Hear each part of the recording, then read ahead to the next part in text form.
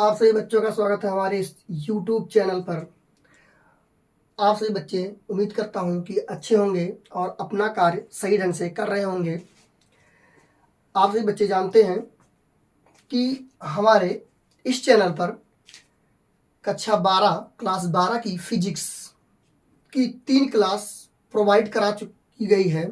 3 class provide करा दी गई है YouTube पर। इसकी प्लेलिस्ट बन गई है जिसमें मैंने पहला चैप्टर आपको पढ़ाया है, जिसमें बहुत सारी बातें डिस्कस की गई हैं। पहले चैप्टर से बेसिक सारी बातें डिस्कस की गई हैं। पहले वीडियो में बेसिक बातें, फिर दूसरे वीडियो में कूलाम का नियम, फिर तीसरे वीडियो में उससे कूलाम से संबंधित सदिश रूप के बारे में हमने तीसरे वीडियो में सीखा है। आप सभी बच्चे पहले वीडियो, दूसरे वीडियो और तीसरे वीडियो को देखकर ये चौथा वीडियो आप देखेंगे तो आपको बड़ा ही आनंद आएगा और मज़े से हम लोग फिजिक्स के बारे में हिंदी में सीखेंगे। खासकर ये यूपी बोर्ड के बच्चों के लिए है, जो पूरा कंटेंट बनाया गया है और पूरा कंटेंट आपको यूट्यूब पर फ्री मिलेगा। कुछ टाइम लग जा रहा है, कुछ इशू की वजह से हम सही टाइम से वीडियो आपको प्रोवाइड नहीं करा पा रहे हैं, लेकिन आप बिल्कुल निश्चिंत रहिए, आपका एग्जाम आते आते हम पूरा का पूरा सिलेबस कवर करा लेंगे बच्चों। चलिए, तीसरे वीडियो का जो लास्ट टॉपिक मैंने बताया था कि कूलाम का जो नियम है, सदिश नियम है, वो न्यूटन के तृतीय नियम का बिल्कुल पालन करता है, जो तीसरे वीडियो में आपको लास्ट में बताया गया था। जाके आप उस वीडियो को देख लीजिएगा। इस वीडियो को देखने से पहले आप उस वीडियो को अच्छी तरीके से एनालिसिस करिएगा, देखिएगा और नोट्स बनाते हुए चलिएगा, ताकि आप एग्जाम जब आ जाए तो उसको आसानी से दोहरा पाए। आइए बच्चों, आज हम सीखेंगे कूलाम के नियम का सदिश रूप के महत्व। कूलाम के नियम के सदिश रूप का महत्व। कूलाम के नियम के सदिश रूप का महत्व। इसको अंग्रेजी में बोलेंगे बच्चों, importance of vector form of Coulomb's law. ठीक है, तो इसके बारे में हम समझते हैं। देखिए, कूलाम के नियम के सदिश रूप का महत्व। इसका महत्व क्या है, तो इसमें से हम पहली बात समझेंगे कि पहली बात कूलाम ने क्या बताई, इसका महत्व क्या निकल के आता है। कूलाम के नियम को जो आपने पढ़ा है कि किन्हीं दो बिंदु आवेशों के बीच लगने वाला जो बल होता है, आकर्षण या प्रतिकर्षण, दो बिंदु रहे, बिंदु बिल्कुल सूक्ष्म होने चाहिए, निश्चित बिंदु हो। अगर एक बिंदु निश्चित हो और एक बिंदु मोशन करे तब भी कूलाम का नियम वैलिड है, लेकिन दोनों बिंदु अगर जो गतिमान है तो कूलाम का नियम वैलिड नहीं है। दोनों बिंदु स्थिर है तब भी कूलाम का नियम वैलिड है। तो कूलाम साहब ने बताया कि किन्हीं दो बिंदु आवेशों के बीच लगने वाला आकर्षण या प्रतिकर्षण बल इन दोनों आवेशों के गुणनफल के समानुपाती तथा इनके बीच दूरी के वर्ग के व्युत्क्रमानुपाती क्रमानुपाती होता है। और उसके लिए पूरा पहला और दूसरा वीडियो आप जाकर देखेंगे तो अच्छी तरीके से उसको समझा दिया गया है। ये उनका नियम था। तो इनके सदिश रूप का महत्व क्या है बच्चों, आइए इसके बारे में सीखते हैं। पहली बात यही है कि यह कूलाम का जो नियम है, सदिश नियम, ठीक है, यह न्यूटन के तृतीय नियम का पालन करता है। न्यूटन का तृतीय नियम क्या होता है बच्चों, जितने भी वैज्ञानिक हैं उनके जो नियम है, इसका मैं अलग वीडियो 5-5 मिनट का, 3-3 मिनट का अलग, जो सारे वैज्ञानिक लोग अपना अपना नियम बताए हैं उसका अलग एक PDF बनाऊंगा और हर एक नियम को अच्छी तरीके से 5-5, 6-6 मिनट को 6-6 मिनट का वीडियो बनाकर आपको प्रोवाइड कराऊंगा। लेकिन इसके लिए आपको मुझे बहुत सपोर्ट करना पड़ेगा। आपके सपोर्ट से ही हम बहुत सारे कार्य आपके लिए कर सकते हैं, इसलिए आप पूरी तरीके से इस चैनल को सपोर्ट करिए बच्चों। पहला नियम यह है कि जो कूलाम का नियम है, ये कूलाम का जो सदिश नियम है, ये न्यूटन के तृतीय नियम का पालन करता है। देखिए, न्यूटन ने 3 नियम बनाए थे। न्यूटन ने 3 नियम में तीसरा जो नियम, हम आपको सिर्फ तीसरा नियम पढ़ाते हैं, पहला और दूसरा नियम हम आपको शॉर्ट वीडियो में बताएंगे जो बनाएंगे। ठीक है, तृतीय नियम यह है कि जब हम किसी पर क्रिया करते हैं तो वो हमको प्रतिक्रिया देती है। जैसे हम किसी बच्चे को थप्पड़ मारते हैं, थप्पड़ मारेंगे तो उस बच्चे को चोट लगती है, साथ ही साथ आपके इस हाथ पर भी चोट लगती है। तो क्रिया के विपरीत प्रतिक्रिया का जो नियम है, ये न्यूटन का तृतीय नियम है और यही कूलाम के सदिश रूप का पालन करता है, यानी क्रिया के विपरीत प्रतिक्रिया देना, किन्हीं दो आवेशों के बीच क्रिया के विपरीत प्रतिक्रिया ही देना, ये पहली बात बताता है। दूसरी बात क्या बता रहा है इसका, दूसरी बात सदिश रूप का महत्व क्या बता रहा है, दूसरी बात ये बता रहा है कि जो ये दोनों बल लग रहे हैं बच्चों, ठीक है, ये इस पर बल लगाएगा, जैसे मान लेता हूँ इसको Q1 मान ले रहा हूँ, इसको Q2 मान ले रहा हूँ। अगर जो ये इस पर बल लगा रहा है, मान लेता हूँ दूसरे पर बल लगा रहा है पहले कारण, तो ये इस पर भी बल लगा रहा है, अगर जो दोनों प्लस प्लस आवेश हुए तो, ठीक है ना, तो ये इस पर भी एक बल लगाएगा F12, दूसरे कारण पहले पर और पहले कारण दूसरे पर बल, ये दो एक दूसरे को प्रतिकर्षित करेंगे, ठीक है बच्चों। तो ये क्या करेगा, इसके केंद्र पर इसकी दिशा के अनुदिश ही यह बल कार्य करेगा। दूसरा नियम यह है कि इसके केंद्र पर लगाएगा, इस आवेश से केंद्र पर लगेगा और अनुदिश लगेगा, केंद्र के अनुदिश लगेगा, यह जो बल लगता है। दूसरी बात यह है, तो ये महत्व था, दो बातें महत्व में बताई गई हैं कूलाम के नियम की, ठीक है। आगे अगला टॉपिक हम समझते हैं बच्चों। अगला जो हेडिंग लगाएंगे आप लोग, बहुल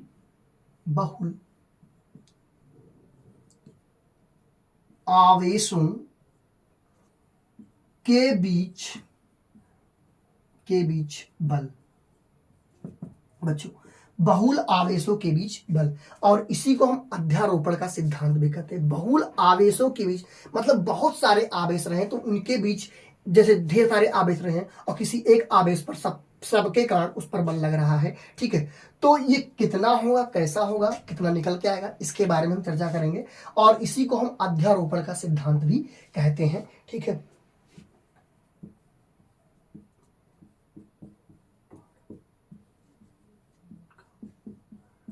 अध्यारोपण का सिद्धांत बच्चों, इसको अंग्रेजी में भी लिखना चाहे तो आप लोग लिख सकते हैं।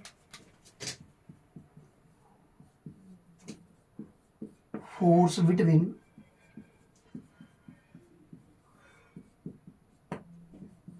मल्टीपल चार्ज, बहुल आवेशों के बीच बल, अध्यारोपण के सिद्धांत को भी हम अंग्रेजी में लिख देते हैं।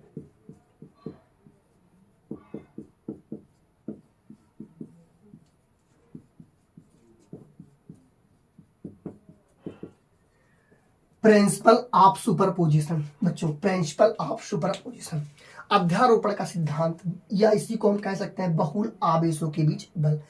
इनके कहने का तात्पर्य है, जैसे सपोज दैट हम गांव में जाते हैं, तो जैसे कोई बाहरी एरिया का कुत्ता आपके गांव में घुस गया, ठीक है, तो आपके गांव के एरिया के जितने भी कुत्ते हैं उस पर अटैक करने लगेंगे। क्यों बच्चों, उस पर अटैक कर रहे हैं, यानी किसी एक पर्टिकुलर बंदे पर ढेर सारे लोगों ने क्या कर दिया, आक्रमण कर दिया, ठीक है। तो ये बहुत लोगों ने किसी एक पर क्या कर दिया, आक्रमण कर दिया, ठीक है। कोई ढेर सारे आवेश रहे और कोई किसी एक बिंदु पर, जैसे मान लो यहाँ भी एक आवेश है, यहाँ भी एक आवेश है, यहाँ भी एक है, यहाँ भी एक है, यहाँ भी एक है, यहाँ भी एक, अब पर्टिकुलर किसी एक बिंदु पर मान लेता हूँ, इस बिंदु पर ये भी इस पर लगाएगा, ये भी इस पर लगाएगा, ये भी इस पर लगाएगा, ये भी इस पर लगाएगा, ये भी इस पर लगाएगा, ये भी इस पर लगाएगा, मतलब सभी आवेश मिलकर किसी एक पर्टिकुलर पॉइंट पर, किसी एक पर्टिकुलर आवेश पर क्या करेंगे, बल आरोपित करेंगे। इसी को हम क्या कहते हैं बच्चों, अध्यारोपण का सिद्धांत कहते हैं। और कितना करेंगे इसके बारे में हम सीखते हैं, ठीक है ना बच्चों। आइए, तो अध्यारोपण का सिद्धांत कहता है किसी एक बिंदु आवेश पर समस्त आवेशों के कारण जो लगने वाला बल होता है वही बहुल आवेशों के कारण लगने वाला बल कहलाता है। इसी को हम अध्यारोपण का सिद्धांत कहते हैं। जैसे सपोज दैट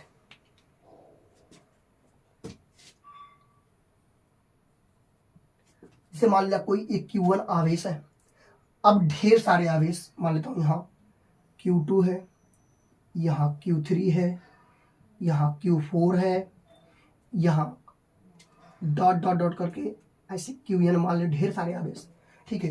तो ये इस पर ये एक बल लगाएगा इस तरफ, इस डायरेक्शन में, ये भी इस पर एक बल लगाएगा इस डायरेक्शन में, इसको हम कह सकते हैं F1 पर लग रहा है दूसरे कारण बल, ठीक है। इस पर कह सकते हैं F1 पर लग रहा है तीसरे कारण बल, ठीक है। डिस्टेंस भी क्या मान लेंगे, 1r2 मान लेंगे, इसके और इसके बीच का डिस्टेंस क्या मान लेंगे, 1r13 मान लेंगे, इसके बीच का डिस्टेंस, ये भी एक फोर्स जनरेट करेगा, ठीक है। किस तरफ, इस तरफ, F14, और इसके बीच का डिस्टेंस ये r 1 4 मानेंगे। ऐसे क्यू भी लगाएगा एक बल क्यू एन भी, ढेर सारे आवेश हैं तो डॉट डॉट करके हमने क्यू एन मान लिया। ये भी इस पर क्या आएगा 1 n के कारण एक फोर्स जनरेट, सब सदिश वेक्टर के रूप में होंगे जितने भी फोर्स कार्य करेंगे, ठीक है। और इसके बीच की दूरी r1n, ठीक है ना। ये हम डॉट डॉट डॉट डॉट करके ढेर सारे आवेश मानेंगे, ठीक है। अब इस Q1 पर्टिकुलर एक Q1 बिंदु पर सभी आवेश के कारण क्या क्या हो रहा है, सभी आवेश के कारण बल लग रहा है। अब इन्हीं सभी बलों को हम अगर जो सदिश वेक्टर के रूप में इसको जोड़ लें, सदिश वेक्टर के रूप में जोड़ेंगे, ठीक है, तो ये समस्त टोटल इस Q1 पर बल लग जाएगा, ठीक है। यही तो हमारा अध्यारोपण का सिद्धांत है। अब देखिए बच्चों, हम कैसे इसको कैलकुलेट करते हैं। देखिए यहां क्या है, Q2 के कारण Q1 पर बल है, Q2 के कारण Q1 पर बल कितना हो जाएगा बच्चों, F1 2 है, ठीक है ना। ये है क्या होता है भाई 1/4πε0 Q1 Q2 बाबू, Q1 Q2 बटे इसके बीच का डिस्टेंस R12 स्क्वायर। देखिए बच्चों, अगर जो हम सदिश रूप ले रहे हैं तो यहाँ R1 कैप का मल्टीप्लाई कर देंगे, ठीक है। तो ये किसको डिनोट कर जाएगा, ये डिनोट करेगा कि ये सदिश वेक्टर के रूप में लिखा गया है, ठीक है। इसी तरीके से Q3 के कारण Q1 पर बल कितना हो जाएगा बच्चों, F13, ये भी सेम होगा 1/4πε0 Q1 पर लग रहा है किसके कारण, Q3 के कारण, Q3 अपॉन R13, इसके और इसके बीच का डिस्टेंस कितना है 1 R13, और यहां से स्क्वायर करेंगे। अगर तुमको दिशा दिखानी है तो R13 कैप लगा देंगे, ये सदिश वेक्टर होगा। ऐसे डॉट डॉट डॉट करके हम कितना बल कैलकुलेट कर सकते हैं, F1n डॉट डॉट Q4 के कारण भी तो हमने डॉट डॉट कर दिया, ठीक है, कर दिया। तो यहां से ये कितना निकल के आ जाएगा 1/4πε0 Q1 Qn बटे R1n square into R1n cap, ठीक है। इस तरीके से सभी बिंदु आवेश के कारण Q1 पर बल लग जाएगा। तो कुल बल कितना हो जाएगा Q1 पर, कुल बल, ये अलग अलग आवेश लगा रहे हैं ना, तो Q1 पर कुल बल कितना हो जाएगा, देखिए बच्चों देख लेते हैं। कुल बल को हम नेट बल भी कह सकते हैं, कुल बल को हम क्या कह सकते हैं, नेट बल भी कह सकते हैं, ठीक है। और यही अध्यारोपण का सिद्धांत है बच्चों। तो F नेट इक्वल टू कितना हो जाएगा, F12 सदिश वेक्टर के रूप में सभी को जोड़ लेंगे, F1 F13 सदिश vector plus dot dot dot कर दे रहा हूं F1n, ये सदिश, और सब देखिएगा सब में 1/4πε0 कॉमन है, तो इसको कॉमन ले सकते हैं, या आप इसी को लिख दीजिए और सबकी वैल्यू आप रख देंगे, तो यही आपका अध्यारोपण का सिद्धांत निकल के आ जाएगा, ठीक है बच्चों। अब इस पर हम कुछ क्वेश्चन को समझेंगे और देखेंगे कि क्या यह अध्यारोपण का सिद्धांत लगाकर हम क्वेश्चन को सॉल्व कर पाते हैं। बहुत अच्छे अच्छे क्वेश्चन मिलेंगे, बोर्ड के जितने भी आए हुए क्वेश्चन है, ठीक है, वो चाहे यूपी बोर्ड हो या सीबीएसई बोर्ड हो, सीबीएसई बोर्ड कराएगा तो इंग्लिश में कन्वर्ट कर देता है, कोई डिफरेंस नहीं होता बच्चों। अगर सीबीएसई बोर्ड भी वाले भी पढ़ना चाहें तो वो भी आप कवर कर सकते हैं, कोई दिक्कत नहीं है। ये एनसीईआरटी लेवल की ही पूरी की पूरी टॉपिक पढ़ाई जा रही है, उसी से रिलेटेड सारी बातें बताई जाएंगी जो आपके बोर्ड में, किसी भी बोर्ड में, आल बोर्ड में आ सकता है। तो अब इस अध्यारोपण के सिद्धांत का हम उपयोग सवालों में कैसे करेंगे, क्वेश्चन में कैसे करके उसको झटके में उड़ा देंगे, झटके में उड़ा देंगे, देखते हैं। आइए, उम्मीद करता हूं ये लिख चुके होंगे, ठीक है। जैसे क्वेश्चन है, क्वेश्चन क्या है कि मेरे पास एक ट्रायंगल है, ठीक है ना। क्वेश्चन में इस पर समझा दे रहा हूं, ठीक है ना। आपको हिंदी में बनाकर लिखना होगा तो लिख लीजिएगा कि हमारे पास एक ट्रायंगल है और वो समबाहु है। कौन सा त्रिभुज है, समबाहु। ये समबाहु त्रिभुज है। ये समबाहु त्रिभुज क्या होता है, समबाहु त्रिभुज उसे कहते हैं जिसके प्रत्येक भुजा आपस में बराबर और प्रत्येक कोण कितना हो 90 डिग्री, सॉरी 60 डिग्री का हो। प्रत्येक कोण कितने डिग्री का हो, 60। 60 अंश का प्रत्येक कोण होना चाहिए, ठीक है, तीनों कोण 60 अंश के हो और सभी भुजाएं क्या हो, इक्वल हो, बराबर हो। ये भुजाएं आपस में क्या हो जाएंगी, बराबर हो जाएंगी। इसको हम ए मान लें, इसको बी मान लें, इसको सी मान लें, ठीक है। हमको दिया है एक त्रिभुज, समबाहु त्रिभुज, और इन तीनों पर आवेश दिया हुआ है Q1 प्लस Q, तीनों पर प्लस Q आवेश दिया हुआ। अब क्वेश्चन क्या कह रहा है कि आप ए पर, बिंदु ए पर समस्त फोर्स की गणना कीजिए, ठीक है, समस्त बल की गणना कीजिए, calculate the total force of point P, ठीक है बच्चों, ये हमको कैलकुलेट करना है। एक संभव ये क्वेश्चन है, क्वेश्चन बनेगा आपका इस तरीके से क्वेश्चन आएगा, ठीक है, जैसा कि हमने बताया है। तो आप कैसे इसको ए पर निकालने के लिए कह दे, बी पर निकालने के लिए कह दे, सी पर निकालने के लिए कह दे, तो आप इनको कैसे आप सॉल्व कर पाओगे, कैसे क्वेश्चन को हल कर पाओगे, आसानी से हम इसको बताते हैं।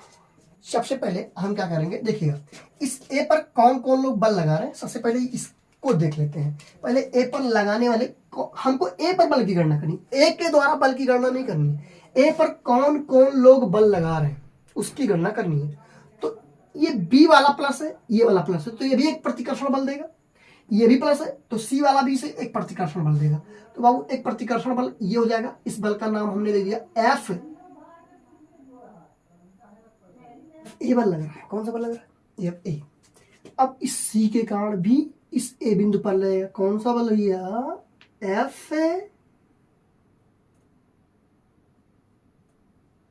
ए पर लगाया सी ने बल, ठीक है।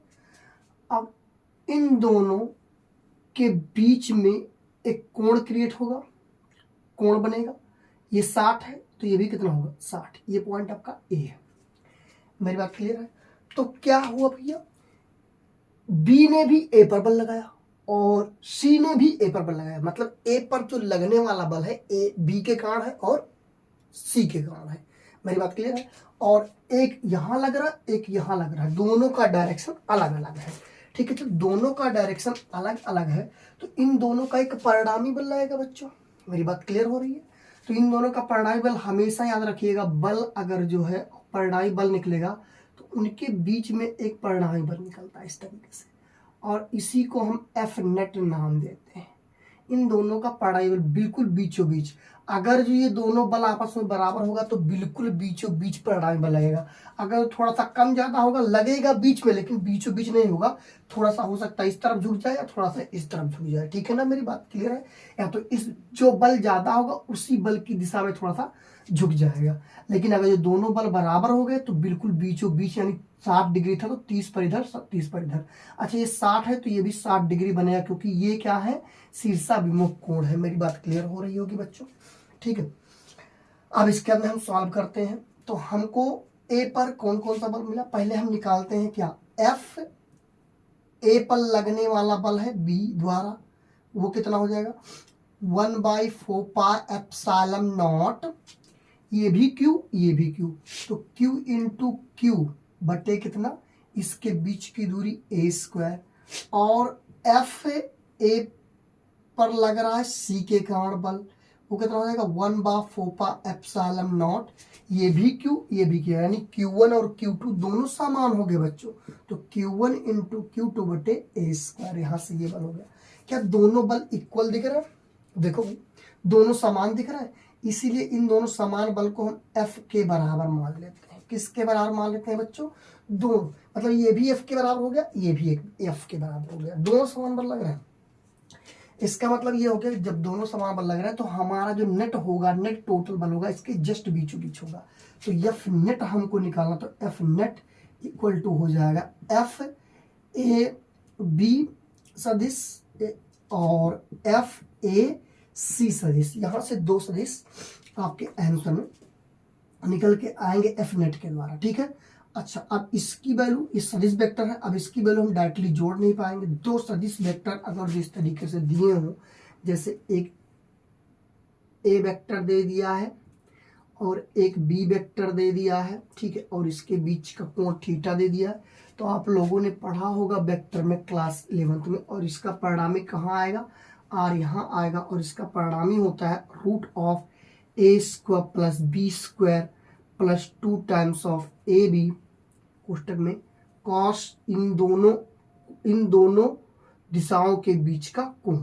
ठीक है, ये फार्मूला आपने पढ़ा है। तो हमारा जो एफ टोटल नेट बल हो जाएगा वो कितना हो जाएगा, रूट ऑफ, देखिए यहाँ आपका इसको 1 मान लो, इसको 2 मान लो, तो एफ ए पर लगने वाला बी के कारण ये हो जाएगा plus F A C square plus 2 times of F A C into F A B और ए सी, यहाँ से इंटू इन दोनों के बीच का कोण 60 डिग्री है बच्चों, तो 60 डिग्री हमने लिख दिया।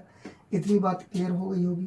तो एफ नेट इक्वल टू हो गया मेरे प्यारे बच्चों, इसकी वैल्यू आपने एफ के बराबर मान ली तो एफ स्क्वायर, इसकी भी वैल्यू एफ के बराबर मान ली तो ये भी F square plus 2 times of इसकी वैल्यू भी एफ और इसकी वैल्यू भी एफ, और यहाँ से cos 60 का मान होता है 1/2। कितना होता है बच्चों, याद रखिए cos 60 का मान कितना होता है 1/2, क्लास 10th में आप लोगों ने पढ़ी होगी। ठीक है, ट्रिग्नोमेट्री में सारे मान यहाँ से 2 से 2 कैंसिल आउट कर जाएगा।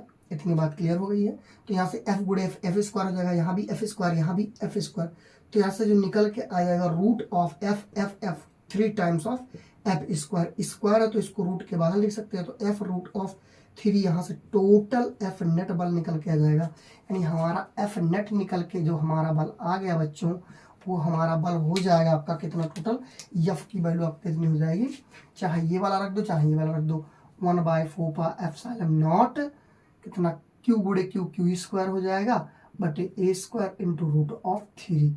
ये आपका आंसर हो जाएगा बच्चों। यहाँ से इसका ये आंसर, या तो आप इतना लिख सकते हैं या तो आप इतना लिख सकते हैं, दोनों बात एक ही है। उम्मीद करता हूँ ये क्वेश्चन आपको अच्छी तरीके से समझ में आई होगी। न समझ में आए तो आराम से इसको देखिएगा, बहुत ही अच्छा क्वेश्चन है, बोर्ड में कई बार आ चुका है। इसके बाद दूसरा क्वेश्चन आज का हम बताते हैं, स्क्रीनशॉट ले लीजिए बच्चों,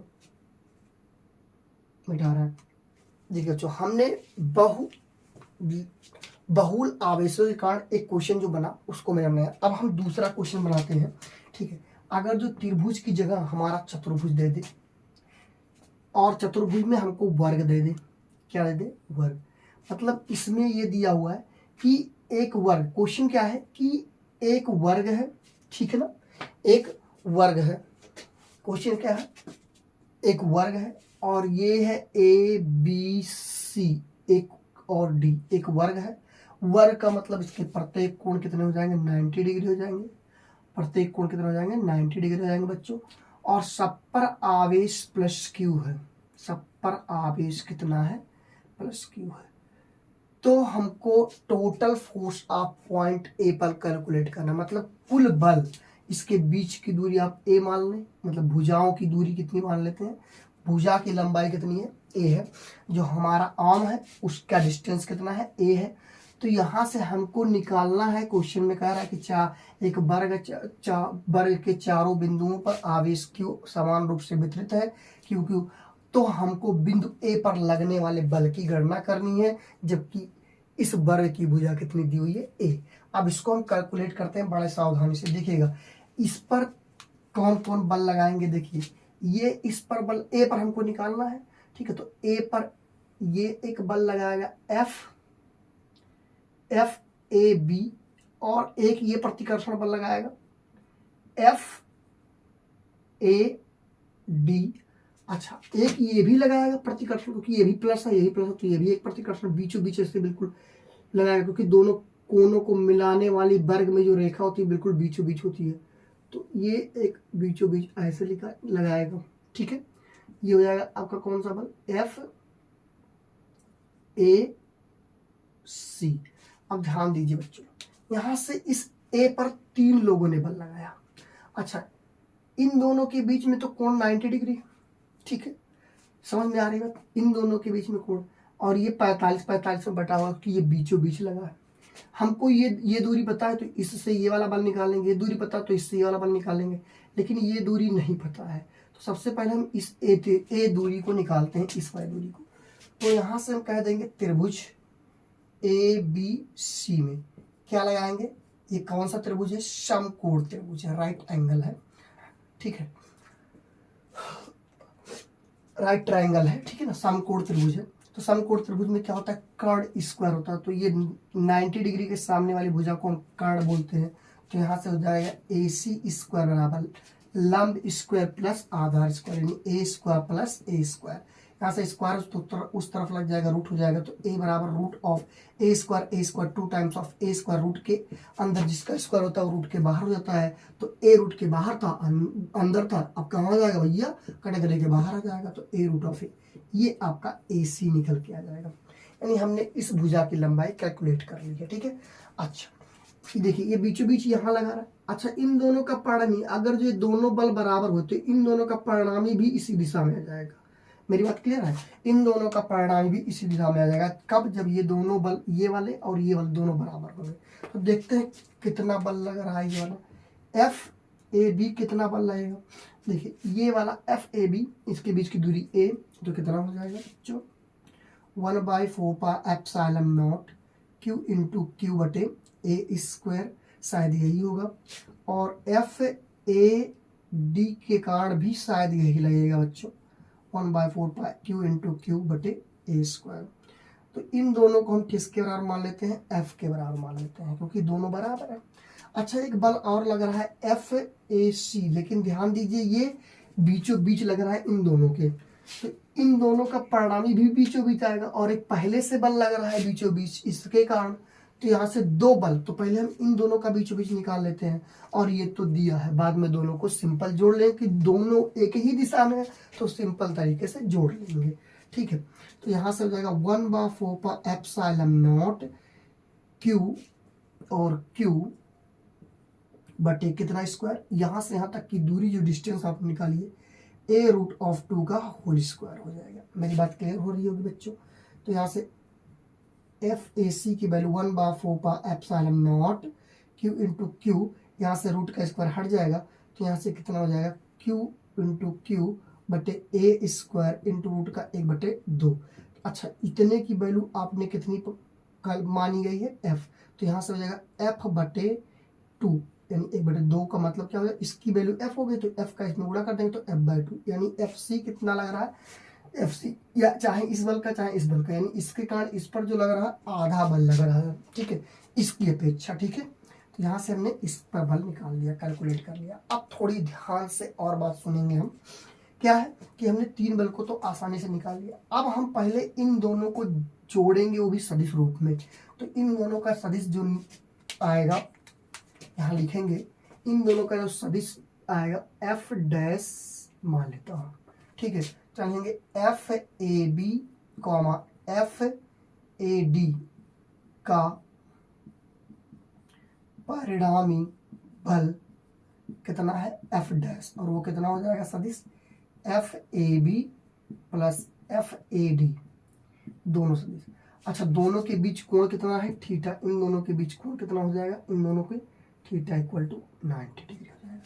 तो यहाँ से F डैश जो हो जाएगा रूट ऑफ कितना, इतना और इतना। तो इतना इतना किसके बराबर है, A square plus B square, just जो अभी बताया हूँ, A स्क्वायर प्लस B का मतलब आपका ये हो जाएगा FAD B square plus 2 times of A का मतलब F और B का मतलब B F, क्योंकि A और B वाले बल यही हैं, इंटू कॉस 90, और कॉस 90 का मान कितना होता है बच्चों, 0 होता है, क्योंकि साइन 90 का मान 1 होता है, तो उसी का जस्ट डिफरेंट अपोजिट। तो यहाँ से देखिए इसकी वैल्यू आपकी 0 हो गई, क्योंकि कॉस 0 की वैल्यू कितनी होती है, 0 होती है। तो यहाँ से क्या बचेगा, F square plus F square और प्लस ये 0 कर देंगे। तो ऐसे F square 2 times F square हो जाएगा। तो इसको लिख सकते हैं root of 2 times of F square को रूट के बाहर कर सकते हैं। F डैश क्या हो जाएगा, रूट ऑफ 2 इंटू F।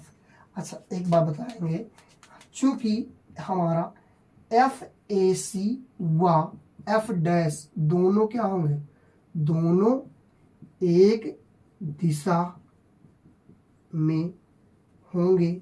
ऐसा क्यों, क्योंकि इन दोनों का परिणामी भी बीचों बीच आता है, और इधर से जो लगा बल है ये भी बीचों बीच। तो क्या हो जाएगा, होंगे, तो हमारा जो F नेट बल हो जाएगा F डैश प्लस FAC, ये टोटल हमारा F नेट बल निकल के आ जाएगा। तो यहाँ से हम एफ नेट को कैलकुलेट कर लेते हैं। यहाँ से एफ नेट की वैल्यू निकल के आ जाएगी। F net is equal to इतने की वैल्यू हमने कितनी निकाली है, रूट ऑफ 2 इंटू एफ। देखिए एफ की वैल्यू हमारी इतनी ही है, याद रखिएगा। यहाँ हम एफ को लिखेंगे नहीं, आप समझ लीजिएगा कि ये एफ की वैल्यू है, ठीक है। यहाँ से आपने इसको कैलकुलेट कर लिया और इसकी वैल्यू आपने यहाँ निकाल के रखी है। तो यहाँ से एफ अपॉन 2 हो जाएगा। देखिए ऊपर से हम क्या कॉमन ले सकते हैं, एफ यहाँ भी है, एफ यहाँ भी है, तो एफ कॉमन जाएगा, तो रूट ऑफ 2 प्लस 1/2। यहाँ से जो हमारा नेट बल निकल के आ जाएगा वो निकल के आ जाएगा बच्चों कितना, यहाँ से root of 2 plus 1/2 into F. ये हमारा टोटल नेट बल एफ ए पर निकल के आ जाएगा इन इसके और इसके कारण। याद रखिए एफ की वैल्यू कितनी है, 1/4 pi q square by a square. इस क्यू इंटू क्यू को हम क्यू स्क्वायर भी लिख सकते हैं। उम्मीद करता हूँ ये क्वेश्चन समझ में आया होगा सभी बच्चों को, ठीक है। यहाँ से इसको स्क्रीनशॉट ले सकते हैं बच्चों। क्लियर हो गई बात, ठीक है। देखिए बच्चों इसके बाद और भी क्वेश्चन बन सकते हैं। थोड़ा सा और एक क्वेश्चन बताते हैं इस पर, तब इसके बाद में अगले टॉपिक के बारे में चर्चा करते हैं। एक क्वेश्चन और बन सकता है बच्चों, और बड़ा बढ़िया क्वेश्चन बनेगा। मैं ओवरली आपको समझा दे रहा हूँ कैसे आपको लगाना है, ये आपका होमवर्क रहेगा। जैसे एक त्रिभुज है, ठीक है ना, और हमने इस त्रिभुज में समबाहु त्रिभुज माना है, ठीक है। और यहाँ आपने ए दे दिया, बी दे दिया और सी दे दिया, ठीक है ना। ये बड़ा सिंपल है, ये आप लोग करिएगा, ठीक है। मैं आपको एक डायरेक्शन दे दे रहा हूँ, आंसर भी बता दूंगा, बाकी आप लोग आंसर कमेंट करिएगा कि कितना आया है और सही करिएगा। मैं आंसर बता देता हूँ, रोक कर लगाइएगा, आंसर कमेंट करिएगा। जिसका आ गया होगा वो अपना कमेंट करिएगा, ठीक है। आंसर मैं बता दूंगा लास्ट वीडियो के अंत तक। देखिएगा यहाँ माइनस क्यू आवेश दिया हुआ, यहाँ प्लस क्यू आवेश दिया हुआ और यहाँ प्लस क्यू आवेश दिया हुआ, ठीक है बच्चों। अब देखिए ध्यान दीजिएगा, यहाँ प्लस है, यहाँ प्लस आवेश है और यहाँ माइनस है। हमको टोटल फोर्स निकालना है बी बिंदु पर। टोटल फोर्स कहाँ निकालना है, बी बिंदु पर निकालना है। तो आप टोटल फोर्स कैसे निकाल पाओगे, देखिए ये दूरी कितनी है, ये भैया आपका क्या है, समबाहु त्रिभुज है। तो समबाहु त्रिभुज में आपको पता है ये कितना, इसके बीच की दूरी अभी जस्ट जैसे कि हमने पहला क्वेश्चन लिया सेम डिक्टो है, बस फर्क क्या दे दिया, बी पॉइंट पर निकालना और बी पॉइंट को इसने माइनस कर दिया है। ध्यान से समझिएगा। अब ये प्लस वाला क्या करता है, माइनस को अपनी तरफ खींचता है। तो ये एक बल लगाएगा एफ किस पर, बी पर, कौन, ए लगाएगा, और यहाँ ये खींच लेगा अपनी तरफ, क्योंकि ये भी प्लस है, अपनी तरफ माइनस को खींचेगा। तो एफ बी पर लगाएगा सी। अच्छा ये वाला बल दोनों बराबर दिख रहे होंगे आपको, ठीक है, दोनों आपस में बराबर जाएंगे। तो यहाँ से ये निकल गया, सिर्फ डायरेक्शन का फर्क हो रहा है। ये अब अंदर की ओर, पहले क्या था बाहर की ओर लग रहा था, अब ये अंदर की ओर अपनी तरफ खींच रहा है। तो इन दोनों का एक परिणामी बल बीचों बीच आ जाएगा, जिसको आप या फिर नेट कहोगे। और इसकी भी वैल्यू उम्मीद करता हूं जो पहले का आंसर आया था, कितना आया था बच्चों, एफ रूट ऑफ 3 आया था, यही आपका एफ नेट निकल के आएगा, ठीक है। क्योंकि सारे बल वही हैं, ये जो बल लग रहा है बी पर वही लग रहा है, बस फर्क क्या है कि डायरेक्शन का फर्क हो गया है, ठीक है। डायरेक्शन का फर्क हो गया है, कोण आपका 60 डिग्री रहेगा। तो यहाँ से आपको क्लियर हो रही होगी बातें कि किस तरीके से आपका निकल के आएगा। जिन जिन बच्चों का निकल के आया वो बच्चे इस पर कमेंट करेंगे, ठीक है। इस तरीके का भी क्वेश्चन बन सकता है। उम्मीद करता हूँ यही बात समझ में आ जाएगी बच्चों। देखिए बच्चों ये 3 क्वेश्चन और बहुल आवेशों के कारण जो हमारा बल लग रहा था, इस पर सारे टॉपिक के क्वेश्चन कैसे बन रहे थे और इस पर क्वेश्चन बोर्ड में आते हैं, इस टॉपिक हमने क्लियर कर दी है, ठीक है। आपको अच्छा लगा होगा तो आप लोग अपने दोस्तों में शेयर करिएगा और अधिक से अधिक चैनल को सपोर्ट करने के लिए कहिएगा। इसके बाद वाली टॉपिक वीडियो बड़ा ना बने, इसलिए इसके बाद वाली टॉपिक को हम अगले वीडियो में आपको प्रोवाइड कराएंगे। इसके बाद वाली टॉपिक रहेगी गुरुत्वाकर्षण बल की तुलना हम करेंगे बच्चों, किससे, गुरुत्वाकर्षण बल की तुलना वैद्युत बल से हम करेंगे। इसके बाद और आगे टॉपिक इसकी पढ़ी जाएंगी। और जहां कहीं भी क्वेश्चन में दिक्कत होगी बच्चों वहां कमेंट करिएगा। जय हिंद, जय भारत।